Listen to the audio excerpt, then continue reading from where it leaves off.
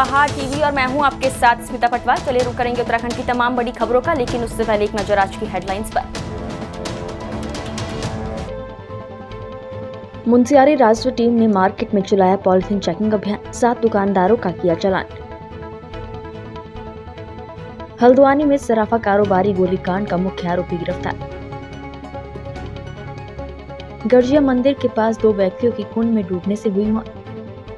कर्णप्रयाग में आदि बद्री के सिलपाटा सुगढ़ मोटर मार्ग पर एक ऑल्टो कार दुर्घटनाग्रस्त हो गई। दुर्घटना में वाहन में सवार 3 व्यक्तियों में से 2 व्यक्तियों की मृत्यु हो गई। वहीं एक व्यक्ति को घायल अवस्था में SDRF और स्थानीय लोगों की मदद से सामुदायिक स्वास्थ्य केंद्र कर्णप्रयाग में लाया गया, जहां उसका उपचार किया गया। रामनगर गर्जिया देवी मंदिर के समीप कोसी नदी में डूबने से 2 लोगों की मौत हो गई। आपको बता दें कि दोनों युवक मुरादाबाद निवासी थे। मुरादाबाद से रामनगर पहुंचे 2 लोग गर्जिया के समीप कोसी नदी में नहाने के लिए जा रहे थे, जिनको आसपास खड़े लोगों द्वारा उस क्षेत्र में नहाने से मना भी किया गया, पर इसके बावजूद भी वो नदी में नहाने के लिए कूद गए, जिसके थोड़ी देर बाद ही वो दोनों व्यक्ति कोसी नदी में डूब गए, जिसकी सूचना पुलिस को दी गई। सूचना मिलते ही पुलिस द्वारा फायर कर्मियों को भी मौके पर बुलाया गया, जिसके बाद कड़ी मशक्कत के बाद फायर कर्मियों और आसपास मौजूद लोगों की मदद से दोनों व्यक्तियों के शव रेस्क्यू कर नदी से निकाले गए। सूचना मिली हमें कि 2 व्यक्ति यहाँ पे कुंड में कूदे हैं नहाने के लिए, और उनको स्थानीय लोगों ने मना भी किया गया था, लेकिन फिर वो नहीं माने। उसके बाद कूदने के बाद जब डूब गए थे तब उन्होंने सूचना दी कि इसमें 2 व्यक्ति डूब गए, और डूबने के बाद में इनकी बॉडी आगे रास्ते में फंस गई। उनको रेस्क्यू करके फायर ब्रिगेड की मदद और जनता की मदद से उनको निकाला गया है, और उनके पास में वहीं इनके कपड़े रखे थे। कपड़ों में इनकी ID मिली है। ID में एक गौरव भाटिया है, दूसरा अतुल कुमार है। ये दोनों आसियाना कॉलोनी मुरादाबाद के रहे। हल्द्वानी में सराफा कारोबारी पर फायरिंग के मामले में पुलिस ने मुख्य आरोपी को गिरफ्तार कर लिया है। पुलिस ने इस पूरे गोलीकांड के मामले में मुख्य आरोपी मनोज अधिकारी को हल्द्वानी के रामपुर रोड स्थित बेल बाबा के पास से गिरफ्तार किया है, जिसके पास से पुलिस को अवैध देसी तमंचा, एक मोबाइल फोन और एक मोटरसाइकिल बरामद हुई है। पूरे घटनाक्रम का खुलासा करते हुए SP क्राइम जगदीश चंद्र ने बताया कि मनोज अधिकारी की सराफा कारोबारी राजीव वर्मा के साथ पुरानी रंजिश चल रही थी। मनोज अधिकारी की नौकरी चली गई थी और उससे उसको काफी नुकसान भी हुआ। साथ ही मनोज तिवारी के माता पिता को भी राजीव ने परेशान किया था। वो अपने नुकसान की भरपाई करने के लिए सराफा कारोबारी राजीव वर्मा से पैसे मांगने लगा, लेकिन राजीव वर्मा ने पैसे देने से इनकार कर दिया। फिर मनोज अधिकारी ने राजीव को धमकी भी दी। SP सिटी साहब लगातार लगे हुए थे, CO सिटी धोनी जी इसमें लगातार लगे हुए थे, और 3 हमारी टीम है जो मजबूती के साथ काम कर रही थी, जिसका एक टीम का नेतृत्व नंदन सिंह रावत, SO काला ढूंगी, नीरज भाकुली, SO बंधुलपुरा और SOG प्रभावी राजवीर सिंह। ये तीनों पूरी तरह से इसमें लगे हुए थे। इस घटना का क्रम ये भी रहा कि इसमें जो 4 लोग थे उसमें 2 लोगों को उधम सिंह नगर के द्वारा गिरफ्तार किया गया। उसकी रिमांड हमारे यहाँ से ली गई है। 2 लोग जो फरार चल रहे थे उसमें जो मुख्य अभियुक्त है मनोज अधिकारी, जिसके साथ ये रंजिश का मामला भी चल रहा है, उसको कोतवाली हल्द्वानी पुलिस के द्वारा आज गिरफ्तार किया गया है और माननीय न्यायालय के समक्ष पेश किया जाएगा। इसमें एक अभियुक्त अभी रमन उर्फ जिम्मी वो बाकी है। वो स्थानीय गुलर भोज का रहने वाला है। जल्दी ही उसकी भी गिरफ्तारी की जाएगी। मनोज अधिकारी ये इसमें 20,000 रुपये का इनाम घोषित किया गया था, तो ये 20,000 का जो इनामी है उसका आज गिरफ्तारी की गई है। इसमें जो तथ्य सामने आए पूछताछ में वो इस प्रकार है कि मनोज अधिकारी मूलतः नेपाल का रहने वाला है। ये आज से कुछ साल पहले अपने माता पिता के साथ और अपने भाई और 2 बहनों, यानी 2 भाई और 2 बहनें हैं, ये वहाँ से यहाँ अपने काम काज के लिए आ गए थे। इसके पिताजी यहाँ नौकरी करते थे। अभी 2 माह पहले ये लोग हैदराबाद शिफ्ट हो गए। इसका ये कहना था कि 2018 में इनकी आपस में किसी सोशल मीडिया पे किसी पोस्ट को लेकर झगड़ा हुआ था, और उसके बाद राजीव और पंकज के साथ इनकी रंजिश हो गई। पशुधन क्षेत्र में हरे भरे बगानों पर आर्या चलने का सिलसिला थमने का नाम नहीं ले रहा है। रामपुर क्षेत्र में 17 आम के पेड़ों के अवैध कटान का मामला अभी तक शांत भी नहीं हुआ था कि विकासनगर अंतर्गत ढालीपुर में अवैध पातन का मामला सामने आया है।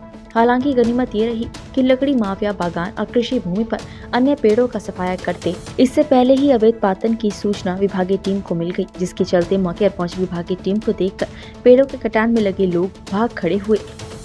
ढालीपुर में जो सूचना मिली है हमें पेड़ों के अवैध पातन के संबंध में, उसमें एक पेड़ अभी करंट में काटा गया है उनके द्वारा, और इस संबंध में मैंने सवेरे मौके पर जाकर के संबंधित स्वामी को सूचना दे दी गई है कि वो 2 दिन के अंदर आकर के एक्ट के तहत जो जुर्माना होता है वो जुर्माना भरें, अन्यथा फिर आगे की जो पुलिस कार्रवाई के लिए हम स्वतंत्र हैं कि उस कार्रवाई को लिखने के लिए हम 2 दिन के बाद में शुरू कर दूंगा उस कार्रवाई को। पहले परमिशन दी थी?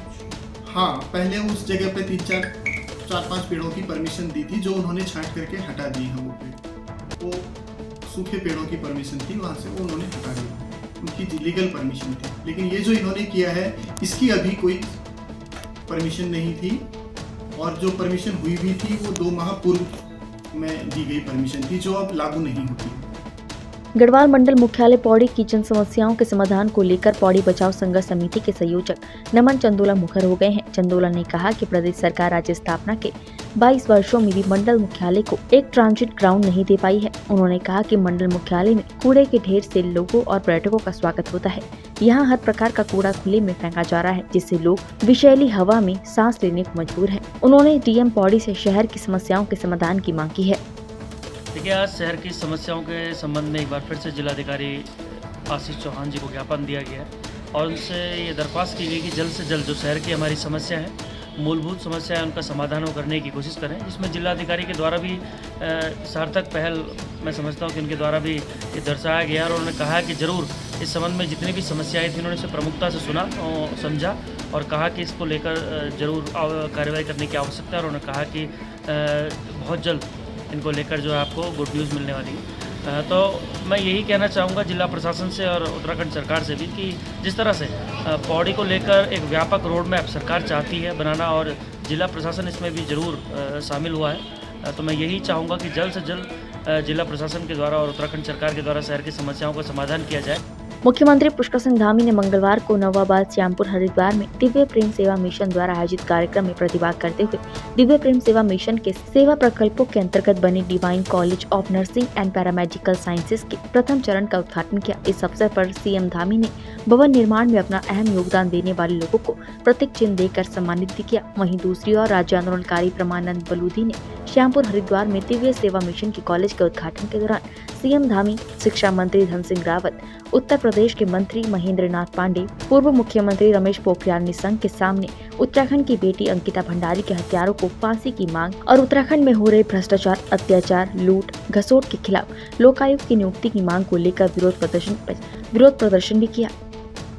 एलटी नियुक्ति संघर्ष समिति से जुड़े सहायक अध्यापक चयनित अभ्यर्थियों ने सरकार से नियुक्ति की मांग की है और कहा कि वो पिछले 70 दिनों से अपनी नियुक्ति की मांग को लेकर शिक्षा निदेशालय नन्नूरखेड़ा में अनिश्चितकालीन धरने पर बैठ रहे हैं। और इस अवसर पर अभ्यर्थियों ने नारेबाजी के बीच प्रदर्शन भी किया और कहा कि आज तक उनकी मांग पर किसी प्रकार की कोई कार्यवाही नहीं की गई है, जो चिंता का विषय है। इस अवसर पर आर पार के आंदोलन की चेतावनी भी दी गई। और सहायक अध्यापक एलटी चयनित अभ्यर्थी अंकित डंगवाल ने बताया कि विगत 1 साल से अपनी नियुक्ति की मांग को लेकर निरंतर वो आंदोलन कर रहे हैं, लेकिन आज तक किसी प्रकार की कोई कार्यवाही नहीं हुई है और लगातार झूठे आश्वासन दिए जा रहे हैं। इसके अलावा कुछ नहीं किया गया है, जो चिंताजनक है।